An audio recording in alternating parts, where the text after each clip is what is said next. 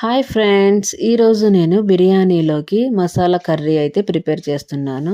ముందుగా మనము టమాటాలు, పచ్చిమిరపకాయలు, ఉల్లిపాయలు, ఒక క్యాప్సికమ్ కట్ చేసుకోండి. దాని తర్వాత ఒక ప్యాన్ పెట్టి ఆయిల్ వేసుకొని అల్లం వెల్లుల్లి పేస్ట్, కొబ్బరి పేస్ట్, పచ్చిమిరపకాయలు, ఉల్లిపాయలు, ఉప్పు, పసుపు, కారం వేసి మొత్తంగా ఫ్రై చేసుకోవాలి. ఫ్రై చేసుకున్న తర్వాత క్యాప్సికమ్, టమాటాలు కూడా వేసుకొని ఫ్రై చేయాలి.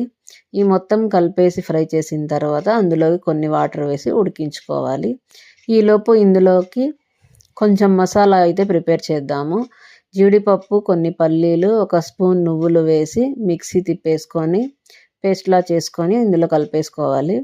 ఇంకొన్ని వాటర్ వేసి ఉడికించుకొని ఫైనల్గా ధనియా, కొత్తిమీర వేసి మొత్తం కలిపేసుకోండి. మసాలా కర్రీ అయితే రెడీ అయిపోతుంది. బిర్యానీలోకి చాలా టేస్ట్గా ఉంటుంది. మీరు కూడా ఒకసారి ట్రై చేయండి. నచ్చితే లైక్ చేయండి.